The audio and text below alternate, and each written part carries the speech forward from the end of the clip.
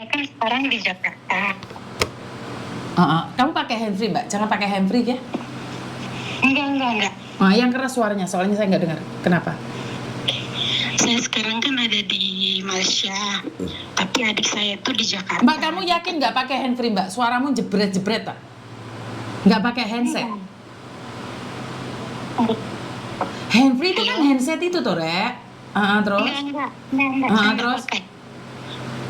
Saya mau tanya, dia kan mau masuk Hong Kong, tapi belum tahu caranya macam mana kan, bagaimana. Jadi saya mau tanya persyaratan kalau mau masuk Hong Kong itu bagaimana? Oke. Harus masuk PT, sayang? Ya, maksudnya dia kan sekarang masih di Jakarta. Dia rencana insya Allah tahun depan dia balik. Kan dia sekarang di Jakarta, nanti dia balik ke kampungnya itu di NTT. Jadi lewat PT itu, maksudnya PT-nya tuh yang gimana begitu? Oke, nah kan masih tahun depan. Nanti saya infokan dulu. Jangan terlalu mikir yang aneh-aneh. Ini aja masih bulan 8, sayang. Kita tidak tahu apa yang terjadi. Benar nggak? Tahun depan. Boleh planning tapi kejauhan. Nanti malah stres sendiri. Tahun depan, bicara tahun depan. Yang penting punya rencana ke luar negeri, nanti pasti ada jalannya. Ya. Oke, terima kasih. Assalamualaikum. Waalaikumsalam. Nah, ini teman-teman, kekhawatiran yang berlebihan tentang masa depan, itulah yang membuat banyak orang akhir-akhir ini depresi dan stres. Kenapa? Karena kita terlalu merencanakan masa depan, sementara masa ini aja kita belum selesai. Bulan ini aja belum selesai. Kenapa sih? Karena kita terlalu ketakutan tentang masa depan. Saya selalu mengajarkan pada anak-anak saya, apa yang terjadi hari ini karena kemarin, dan apa yang akan terjadi besok karena hari ini. Kenapa kamu berpikir terlalu jauh? Oke, kamu punya cita-cita untuk menjadi dokter, kamu punya cita-cita untuk menjadi CEO. Ya mulai sekarang ini dirintis. Nih, kalau mau sekarang ini mulai pingin ke Hong Kong, ya udah cari info-info tentang Hong Kong. Setidak-tidaknya saat kamu mau ke Hong Kong, kamu sudah tahu apa yang terjadi. Jadi sekali lagi buat teman-teman, kekhawatiran kalian itu menurut pendapat saya berlebihan. Akhir-akhir ini banyak sekali teman-teman itu merasa ketakutan dengan sesuatu yang tidak pernah terjadi. Sebentar. Dengan sesuatu yang tidak pernah terjadi. Karena itu kalian tuh takut ini, takut itu, takut ini, takut itu.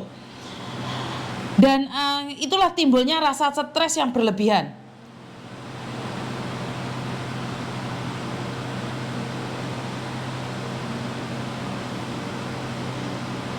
Jadi banyak sekali mbak-mbaknya itu sekarang depresi, stres. Itu karena berpikir masa depan yang berlebihan. Bener nggak sih?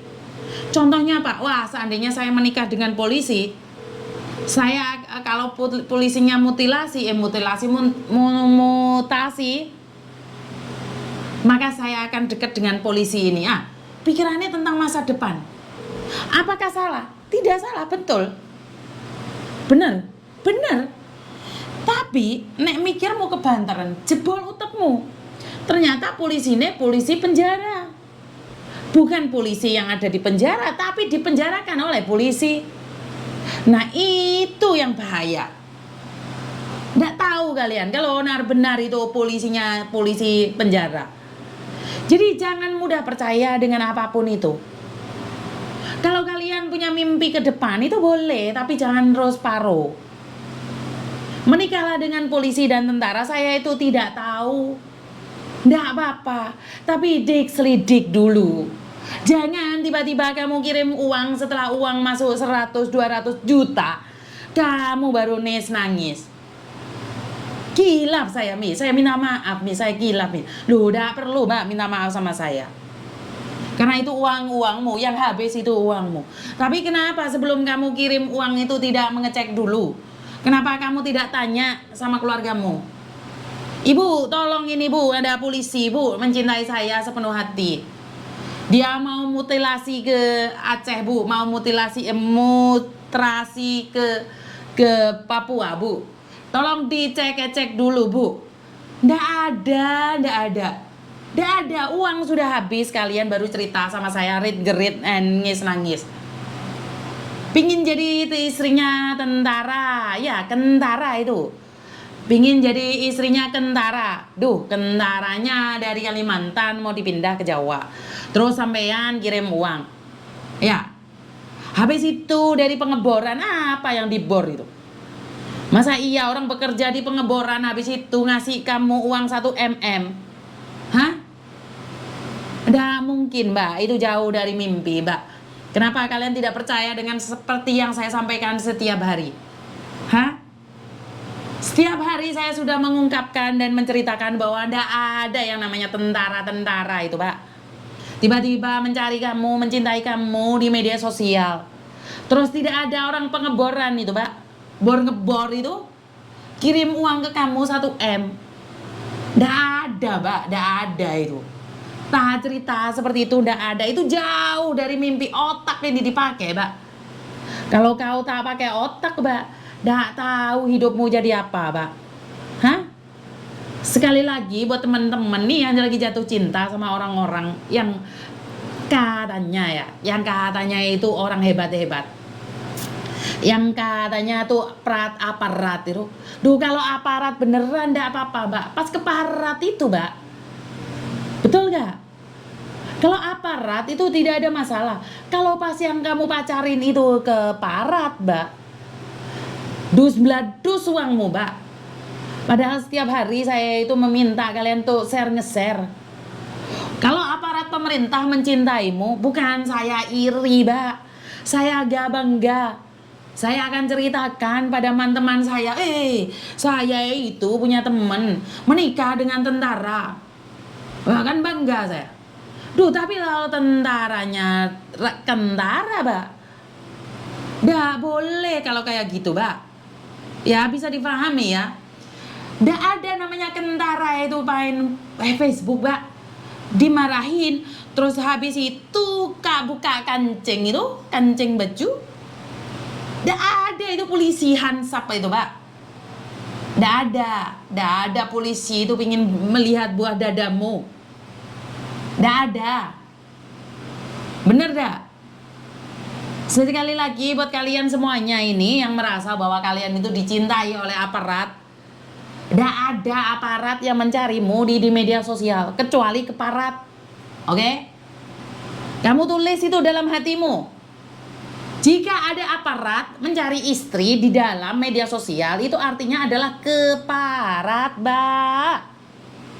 Ya, eling aku, Mbak, masih eling aku, Mbak. Aku mencintai diri sendiri, misalnya betul itu keparat, ya. Mising eling, Miss, Mbak. Aku eling, Mbak. Masa tentara suka sama TKW, Mbak, ya?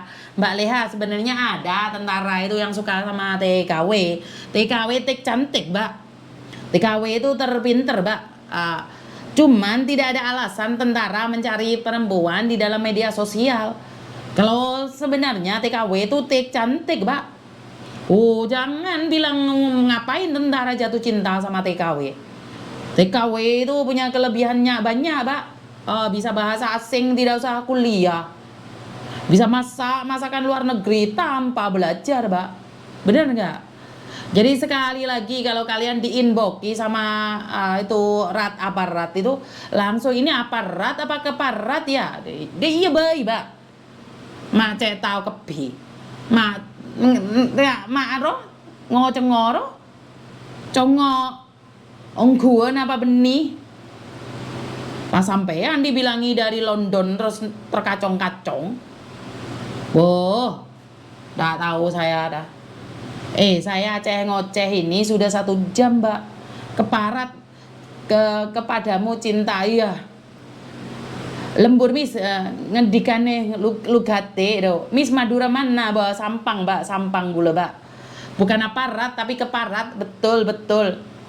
Nah, ini saya angkat telepon dulu ya. Tunggu sebentar ya, pemirsa ya. Saya akan angkat ini nomor telepon siapa yang sedang mencari saya. Pak Tony, ganti baju, Pak. Unsam, Bapak. Halo? Halo? Ya, halo. Iya, Mbak, ada yang bisa dibantu? Ya, saya tadi